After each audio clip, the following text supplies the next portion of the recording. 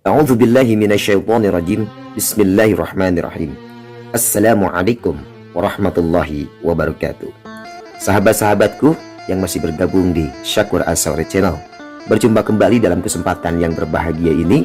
Insya Allah dalam kesempatan ini kita masih membacakan arti dari kitab Ta'limul Muta'allim karangan Imam Az-Zarnuzi. Semoga menjadikan keberkahan dan kemanfaatan untuk kita semuanya dalam episode kedua ini.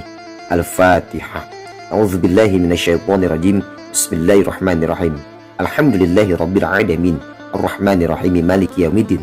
Iyyaka na'budu wa iyyaka nasta'in. Ihdinas siratal mustaqim. Siratal ladzina an'amta 'alaihim ghairil maghdubi 'alaihim waladdallin.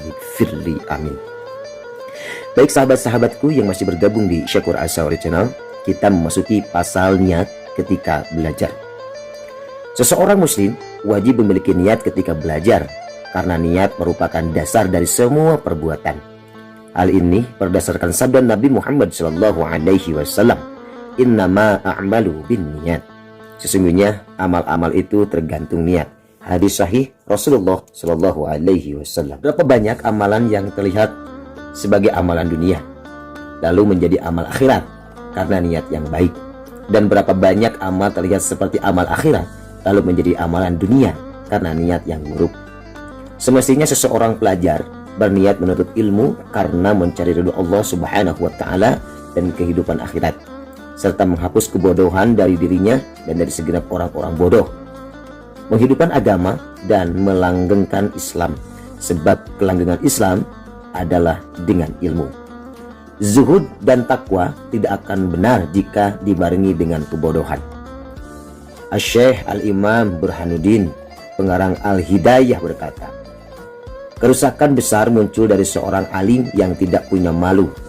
Lebih rusak lagi seseorang bodoh yang ahli ibadah. Keduanya adalah fitnah besar di dunia ini, yakni bagi orang-orang yang mengikutinya dalam urusan agama. Selain itu, seseorang pelajar hendaknya berniat mensyukuri nikmat akal, kesehatan badan, dan bukan meniatkan supaya manusia menerimanya, dan bukan pula untuk mencari kenikmatan dunia, kehormatan di hadapan sultan, dan selainnya. Dan Muhammad bin Al-Hasan rahimahullah ta'ala berkata, andai semua manusia adalah budakku, niscaya aku merdekakan mereka semua, dan aku bebaskan kepemilikan atas mereka. Siapa yang telah merasakan manisnya ilmu dan amal, tidak mungkin ia menginginkan apa dunia yang dimiliki manusia. Syekh Al-Imam Al-Ustadz Qawamuddin Hamad bin Ibrahim bin Ismail As-Safari Al-Ansari menuliskan syair untuk kami yang dinisbatkan kepada Abu Hanifah. Siapa yang menuntut ilmu untuk negeri akhirat, ia akan meraih keutamaan dari Ar-Rasyad. Duhai, betapa meruginya orang-orang yang mencari ilmu karena ingin mendapat pujian dari manusia, kecuali jika ia mengharapkan kehidupan untuk amar ma'ruf dan nahi munkar, untuk memperjuangkan kebenaran, untuk meluhurkan agama, bukan untuk kepentingan sendiri dan hawa nafsunya. Maka hal itu diperbolehkan, sebab ia dapat menegakkan amar ma'ruf dan nahi munkar.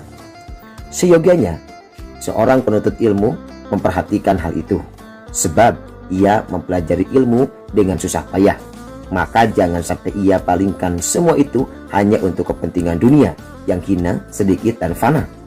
Nabi Muhammad SAW bersabda, hati-hatilah terhadap dunia, demi zat yang jiwa Muhammad di tangannya. Sesungguhnya ia lebih bisa menyihir daripada Harut dan Marut.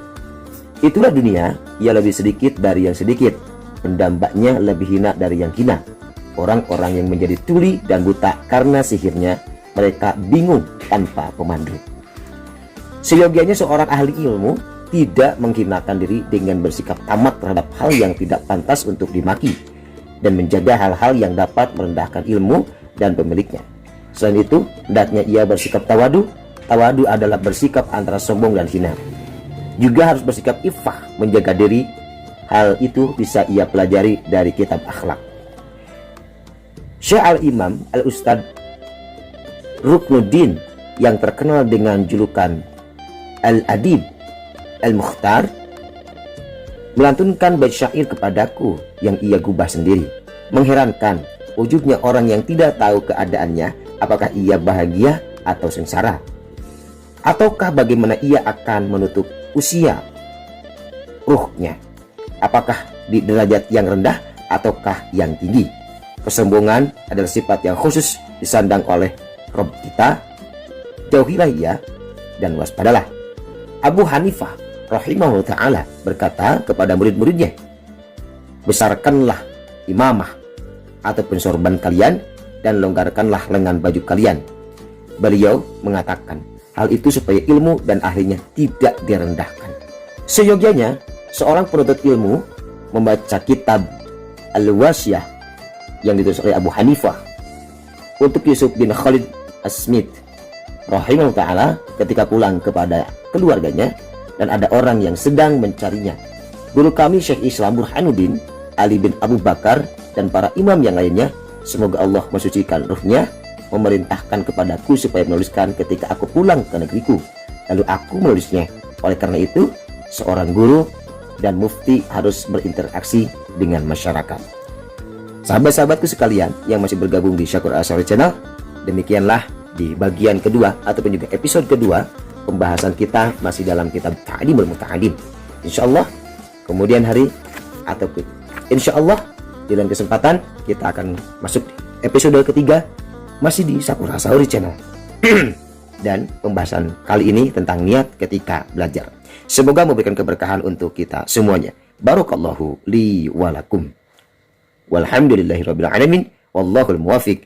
Wa illa aqul tarik. Wassalamualaikum warahmatullahi wabarakatuh.